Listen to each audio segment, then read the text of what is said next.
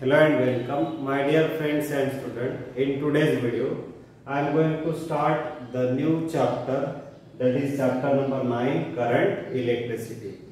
Now before starting the portion which is given in our 12th standard, we must know some basic concept related to this topic. Now let us start from what do you mean by current electricity. That is the branch of physics which deals with the study of moving charges. फिजिक्सच्या ज्या branch मध्ये moving चार्जेसचा study केला जातो त्याला आपण generally current electricity म्हणतो. This is just for your information. Now the first topic you have to consider related to this chapter, that is the Ohm's law. Now you have already studied this Ohm's law in 10th standard, in 11th standard, but let us repeat again. Now what the Ohm's law state that if the physical state of conductor remains same. Now what do you mean by physical state? It means its length, its area of cross section and temperature. These are the three things: length, area of cross section and the temperature that remain same during the experiment. Then the electric current flowing through that wire, through that conductor, is directly proportional to the potential difference applied across it. What I say, if the length, area of cross section and the temperature of conductor remains same, then the electric current flowing through it is directly proportional to the potential difference applied across it. जर एखाद्या कंडक्टरची physical state म्हणजे त्याची length, area आणि temperature जर constant राहत असेल तर त्यामधून जाणारा करंट हा त्याच्या दोन एंडला अप्लाय केलेल्या पोटेन्शियल डिफरन्सशी डायरेक्टली प्रोपोर्शनल असतो. If I consider this is the metal wire whose both ends are connected to the here battery. Now if V is the potential applied across the two end of wire, because of which if I is the current flows, then we can write as I proportional to V, or you can write as V proportional to I. Now if I replace this proportionality sign, then I can write here the constant, that is the R. So V equal to I into R or R into I. This is the form of Ohm's law, mathematical form of Ohm's law. Now this V by I equal to R. This represents the one constant which is called as the resistance. Now here you must know about V. What is potential difference? That is the energy level difference between the two terminals of the cell, that is called as the potential difference. And the rate of flow of electric charges, that is electrons flowing through the conductor per unit time, त्याला आपण म्हणतो that is called as the electric current. Electric potential or potential difference measured in volt, त्यानंतर electric current measured in ampere, then the resistance measured in ohm. So all of you know about the basic formula of potential, which is equal to work upon charge. The basic formula of current, that is I equal to Q by T. Now here when the electric potential is said to be 1 volt, when 1 joule work is done to displace the charge of 1 coulomb, then the potential is said to be 1 volt. जेव्हा एखाद्या चार्जला infinity distance पासून particular डिस्टन्सला आणण्याकरिता जर 1 joule इतकं आपण work करत असेल तेव्हा त्या दोन पॉइंटचं जे पोटेन्शियल असतं ते किती असतं, दॅट इज द 1 व्होल्ट. त्यानंतर if 1 coulomb of charge flows through every second of wire, then the current flowing through it is said to be 1 ampere, and the unit of this resistance is ohm, which is represented by the symbol. Okay, now here we have to consider the concept of resistance. Now to resist means to oppose. This is the property of matter. property of the material to oppose the flow of electric current. एखाद्या मटेरियलची property आपल्यामधून electric current जाऊ न देणे, to oppose the electric current जाऊ देण्यासाठी material जे opposition करतात त्यालाच आपण म्हणतो that is called as the resistance. Resistance is the opposition property of any material. कोणत्याही मटेरियलची कोणती प्रॉपर्टी? Opposition property. कशाला oppose? To flow the electric current. त्याला आपण काय म्हणतो? Resistance. Now this resistance depend upon length of the material of wire, area of cross section, temperature and nature of that material. Generally nature मध्ये आपण whether that material is a conductor, that material is an insulator, or whether that material is a semiconductor. मग ते material conductor असेल it offer the less opposition. ते जर insulator असेल it offer the maximum opposition. आणि ते जर semiconductor असेल it offer the moderate opposition for the flow of electric current. Now here this resistance is directly proportional to length. It means greater the length of that material, greater will be the resistance. It is inversely proportional to the area of cross section. It means here what happen? That is smaller the area of cross section, greater will be the resistance. Thereafter greater the temperature, greater will be the resistance. Now if we combine these two factors, length and area, आता आपण या दोन फॅक्टरला जर combine केलं तर आपण लिहू शकतो R proportional to L by A. If we combine length and area, then we can write as R proportional to L by A. Replace this proportionality sign by this constant rho. This is called as RHO, rho. Now here this R equal to rho L by A. From this formula we have rho equal to RA upon L. This rho is called as specific resistance. या रोला आपण काय म्हणतो? Specific resistance. माझा specific resistance आपण कशाला म्हणायचं?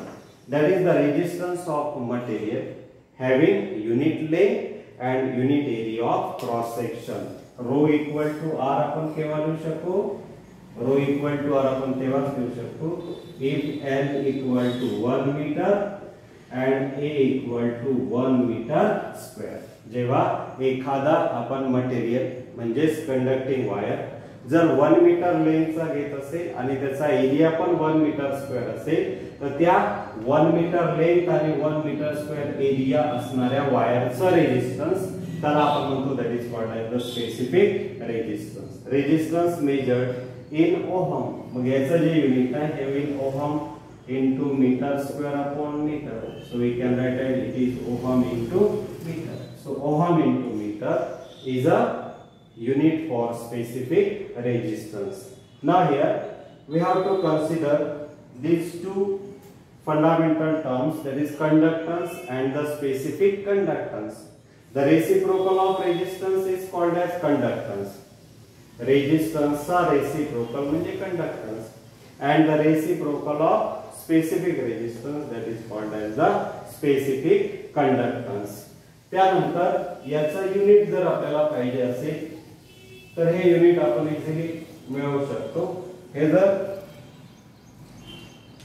रेजिस्टन्सचा unit आहे ओहम तर ओहम इनव्हर्स किंवा त्याला MHO किंवा त्याला सिमेंट असे तीन नाव आहेत. ओहम इनव्हर्स, मो और cement. This is the unit for what? That is the conductance, and the unit for specific conductance is ohm into meter inverse. That is ohm inverse into meter inverse. Now here we have to again consider these two concepts, that is resistance in series and resistance in parallel. So this concept you have already studied in 10th class when number of resistance connected one after another. जेव्हा आपण हे दिलेले resistance एकानंतर दुसरा, दुसऱ्यानंतर तिसरा, असं आपण इथे कनेक्ट करतो so that the current flowing through it is same. या कॉम्बिनेशनला जर आपण अशा पद्धतीने अरेंज केलं की प्रत्येक रेजिस्टन्स मधून जाणारा जो करंट आहे तो जर सेम असेल आणि इथलं काय वेगळं असतं, potential. That's why here the final answer we got that is RS equal to R1 plus R2 plus R3. This is the equivalent resistance in series combination. जेव्हा आपण दिलेल्या रेजिस्टन्सला एकानंतर दुसरा, दुसऱ्यानंतर तिसरा अशा पद्धतीने जोडतो त्यावेळेला त्याचं जे इक्विव्हॅलंट रेजिस्टन्स असतं हे इक्विव्हॅलंट रेजिस्टन्स जे आहे हे मिळतं आपल्याला सम ऑफ द इंडिव्हिज्युअल रेजिस्टन्स. आणि याला जेव्हा आपण पॅरलल मध्ये जोडतो, जेव्हा आपण नंबर ऑफ रेजिस्टरला दोन कॉमन पॉइंट मध्ये जोडू तेव्हा जे आपल्याला मिळतं combination, this is called as the parallel combination. In this parallel combination, what we have here, the current going through each resistance that is different. प्रत्येक रेजिस्टर मधून जाणारा जो करंट आहे तो कसा आहे, वेगळा आहे. इथे करंट सेम होता, पोटेन्शियल वेगळं, इथे पोटेन्शियल सेम असतं, करंट वेगळं. याचं जे आपल्याला इक्विव्हॅलंट रेजिस्टन्स मिळतं that is 1/Rp equal to 1/R1 plus 1/R2 plus 1/R3. याला आपण सहज प्रूव्ह करू शकतो by using which law, Ohm's law. याच्यासाठी पहिले equation V equal to V1 plus V2 plus V3, V equal to IR हा formula ठेवून त्याच्या व्हॅल्यूज, आणि इथे I equal to I1 plus I2 plus I3 असे बेसिक फॉर्म्युले घेऊन आपण रेजिस्टन्स इन सिरीज आणि resistance in पॅरललचा equivalent resistance find out करू शकतो. पुन्हा एकदा बघा की जे बेसिक कन्सेप्ट आपण याआधी बघितले होते त्यामध्ये सगळ्यात पहिला पॉइंट पाहायचा आहे तुम्हाला, what do mean by Ohm's law. So Ohm's law state that if the physical state of conductor remains same then electric current flowing through it is directly proportional to potential difference applied across it. Secondly, if you have to consider the concept of resistance, it is simply the property of material to oppose the electric current to pass through it. Then we consider the different factors on which a resistance depend. It depend upon length, area of cross section, temperature and nature of material.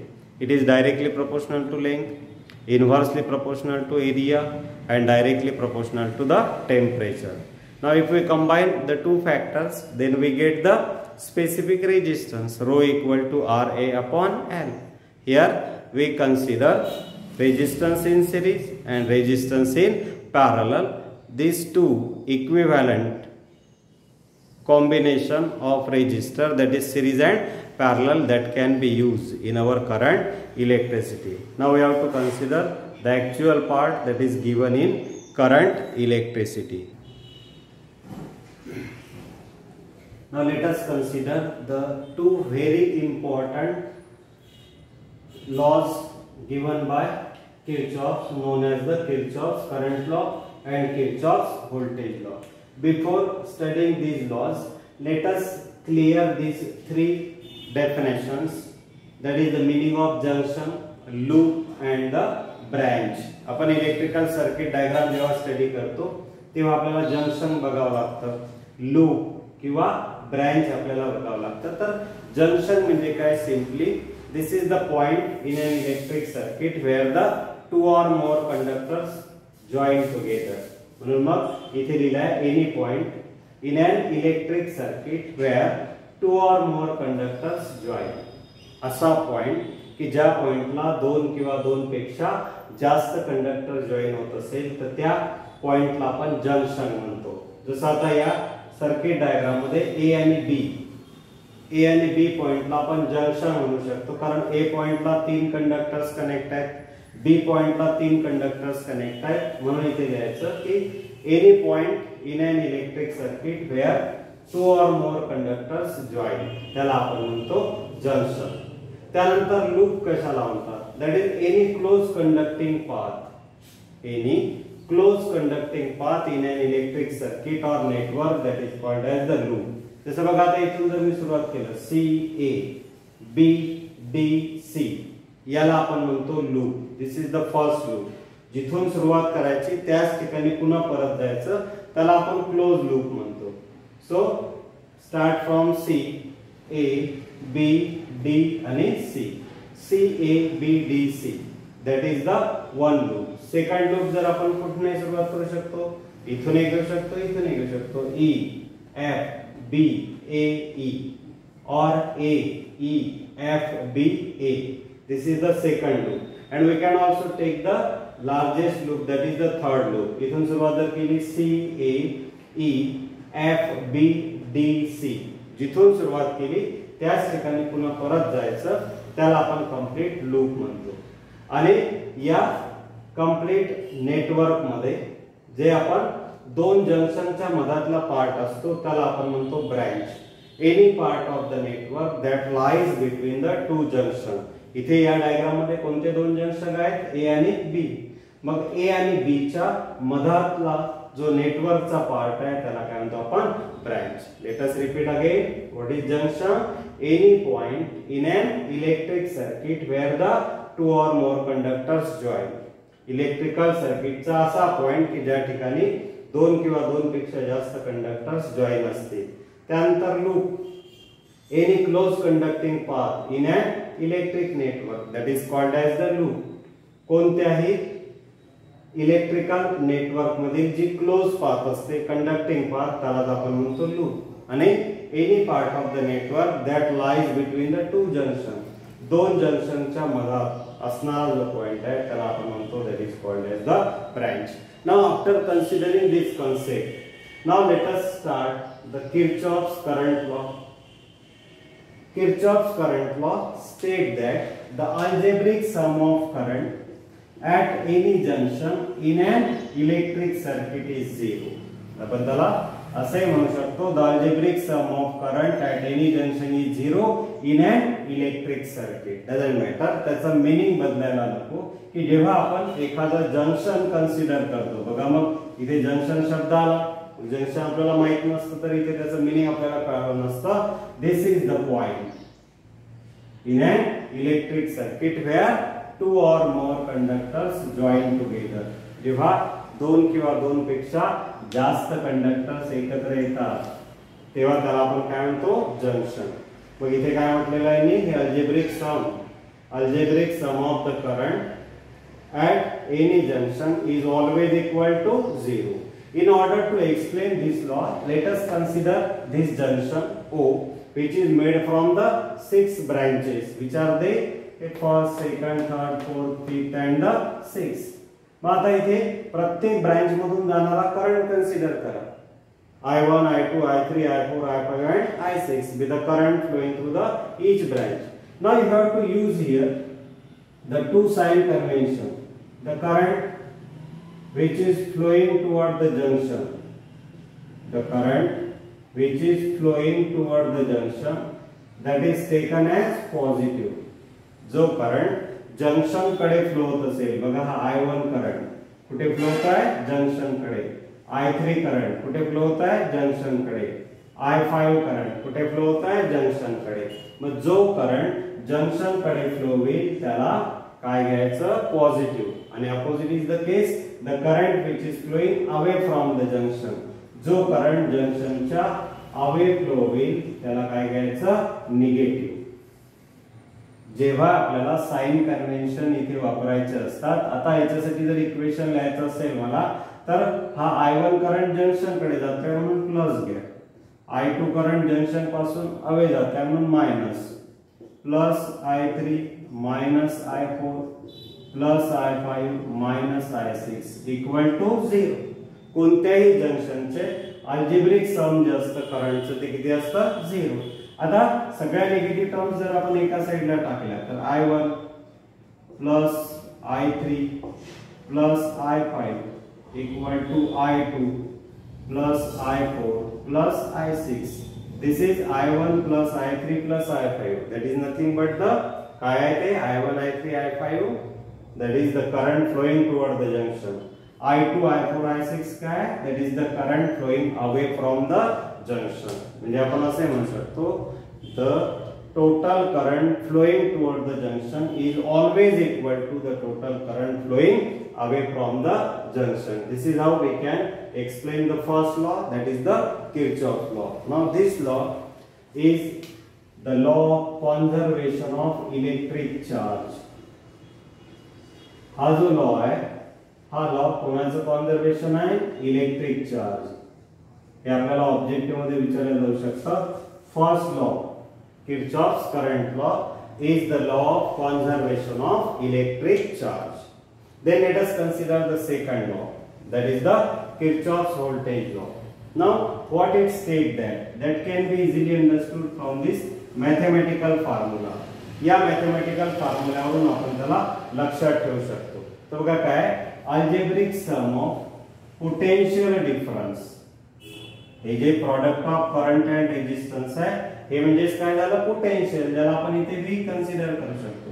The algebraic sum of potential difference and electromotive force that is the EMF along any closed loop is always equal to the 0. इथे कोणाकोणाचे algebraic sum 0 असतं तर potential आणि EMF electromotive force in any closed loop that is always equal to 0.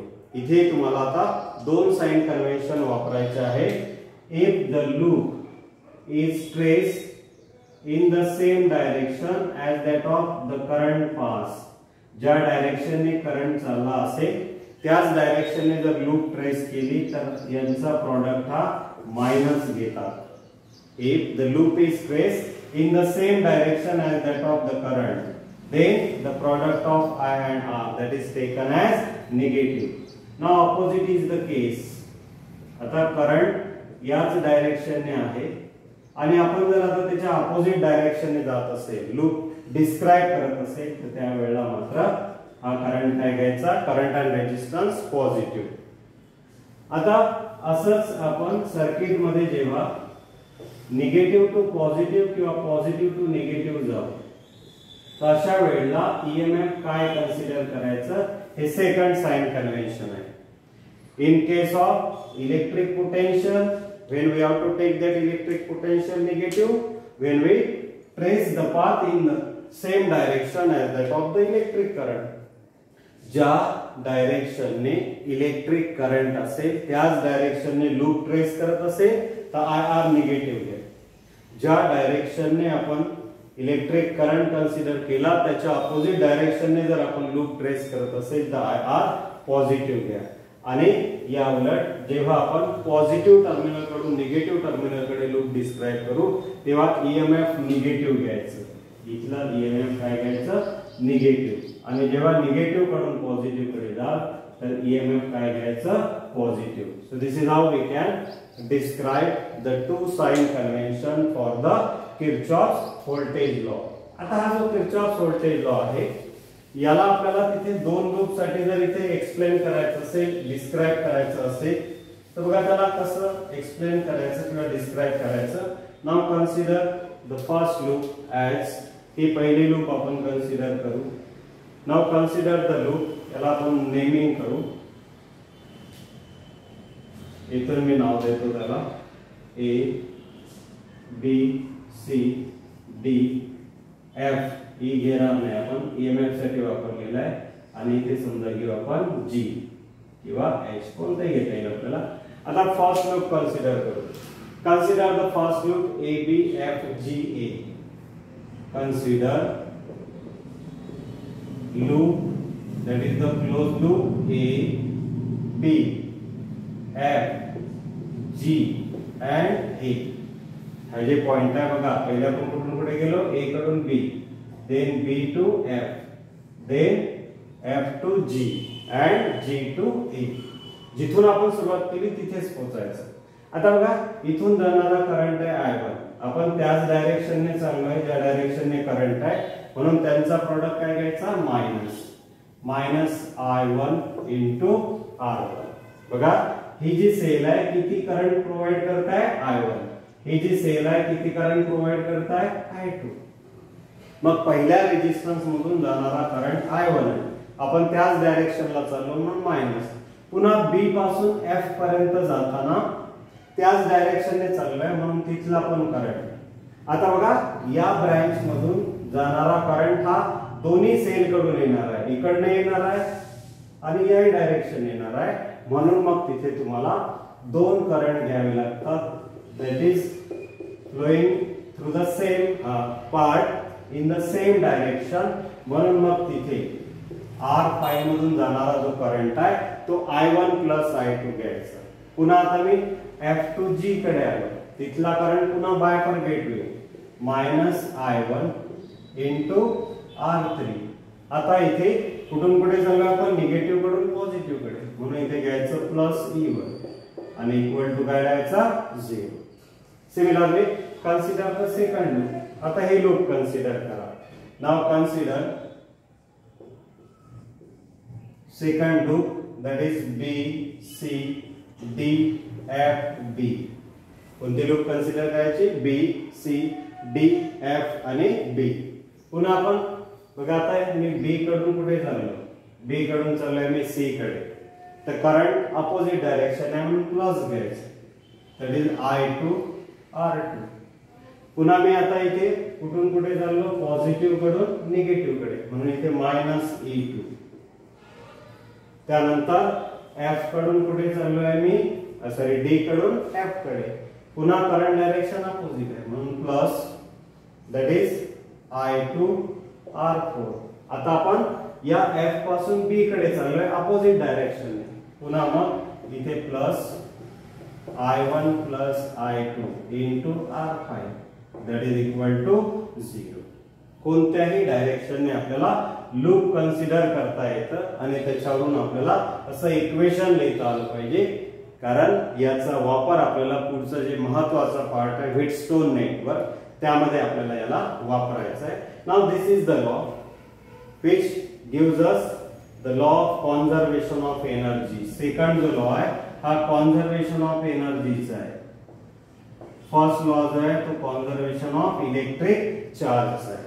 पुन्हा एकदा बघा, Kirchhoff's current law state that the algebraic sum of current at any junction in an electric circuit is 0. Which are the two sign conventions that are used here? The current which is flowing toward the junction taken as positive, and the current which is flowing away from the junction taken as negative. त्यानंतर आता तुम्हाला याच्यावरून आपण एक junction consider केलं which made from 6 branches. मग sign convention नुसार कोणतं प्लस घ्यायचं कोणतं मायनस, त्याच्यावर इक्वेशन लिहायचं. पॉझिटिव्ह टर्म एका साइडला ठेवा, निगेटिव्ह टर्म एका साइडला ठेवा, एवढं एक्सप्लेनेशन लिहायचं. जर आपल्याला पहिला लॉ विचारला, सेकंड लॉ जर विचारला, तर एखादी अशी लूप कन्सिडर करायची आहे तुम्हाला इलेक्ट्रिकल सर्किट, आणि जिथे तुमचे हे दोन्ही साइन कन्व्हेन्शन एक्सप्लेन करता आले पाहिजे. मग इथे याचं स्टेटमेंट या मॅथमॅटिकल फॉर्म वरून तुम्हाला एक्सप्लेन करायचं आहे. Summation of IR plus summation E equal to 0 म्हणजे काय, algebraic sum of potential difference, that is the product of current at resistance, and EMF taking along any closed loop, that is always equal to 0. याच्यासाठी कोणते sign convention आहे, if the loop is traced in the same direction as that of the current, then the product of I and R taken as negative. If the current loop is traced in opposite direction to that of the current, आपण ज्या डायरेक्शनने loop trace करतोय त्याच डायरेक्शनने current असेल तर यांचा product minus घ्या. Loop आपण करंटच्या अपोजिट डायरेक्शनने ट्रेस करत असेल तर IR पॉझिटिव्ह घ्या. तसंच EMF च्या बाबतीत जर आपण पॉझिटिव्ह कडून निगेटिव्ह कडे जात असेल लूप ट्रेस करताना तर EMF निगेटिव्ह घ्या, आणि निगेटिव्ह कडून पॉझिटिव्ह कडे जर आपण जात असेल तर EMF काय कन्सिडर करा, positive. So this is the two important laws, that is the Kirchhoff's current law and the Kirchhoff's voltage law.